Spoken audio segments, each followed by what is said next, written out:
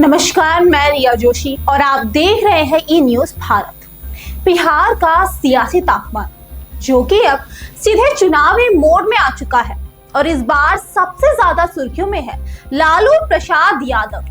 जी हाँ, सही सुना आपने, जिन्होंने अखिलेश यादव वाला दांव चला दिया। लेकिन भाई साहब, सवाल तो ये भी है कि सपा की तरह कांग्रेस पर लालू दबाव क्यों नहीं बना सके और महागठबंधन की राजनीति में आखिर चल क्या रहा है।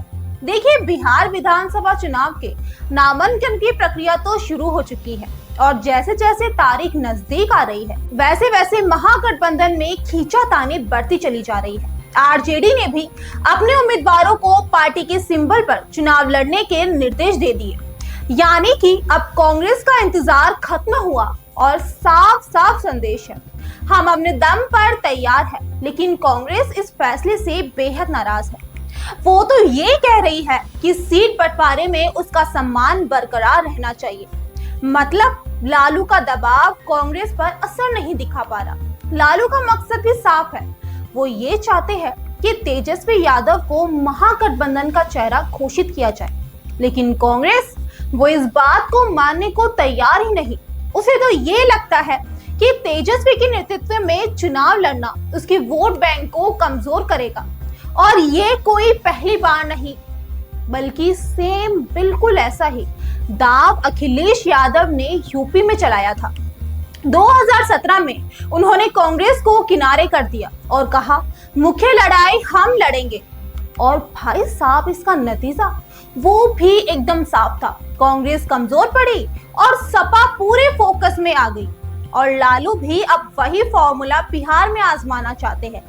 लेकिन यहाँ समीकरण इतना आसान नहीं है, क्योंकि बिहार में कांग्रेस के पास अब भी मुस्लिम, स्वर्ण और शहरी इलाकों के परंपरागत वोट बैंक है और यही एक वजह है कि कांग्रेस इस बार झुकना नहीं चाहती। आपको बता दें कि राजनीतिक विशेषज्ञों का मानना है कि लालू इस वक्त कांग्रेस को कमजोर दिखाकर वोटर्स को ये मैसेज देना चाहते हैं कि ये वास्तविक विपक्ष सिर्फ आरजेडी है। लेकिन इस रणनीति में खतरा तो ये है कि अगर कांग्रेस अलग हो गई तो महागठबंधन की एकता टूट सकती है। उधर बीजेपी और जेडीयू अपने गठबंधन को मजबूत कर चुके हैं। नीतीश कुमार ने विकास और स्थिरता के मुद्दे पर फिर से मैदान संभाल लिया। बीजेपी का संगठन एक्टिव मोड में है और अगर विपक्ष बिखर रहा तो इसका सीधा फायदा एनडीए को मिलेगा। तो अब देखना यह है कि तेजस्वी यादव अपने पिता के इस दाव को कितनी दूर तक लेकर जा पाते हैं, क्योंकि अगर कांग्रेस आखिरी वक्त तक नहीं मानी तो आरजेडी को अकेले मैदान में उतरना पड़ेगा। बिहार और यूपी की राजनीति में बड़ा फर्क है। अखिलेश ने कांग्रेस को सिर्फ 25 सीटें देकर कहा था हम नेतृत्व करेंगे, तो वहीं दूसरी तरफ कांग्रेस तब कमजोर थी, इसीलिए समझौता कर लिया। लेकिन बिहार में कांग्रेस अपनी जमीन बचाने के लिए इस बार झुकने को बिल्कुल तैयार नहीं। तो अब सवाल सीधा सीधा है, क्या लालू का अखिलेश वाला दाव चलेगा या बिहार की राजनीति में कांग्रेस फिर से किंग मेकर बनेगी?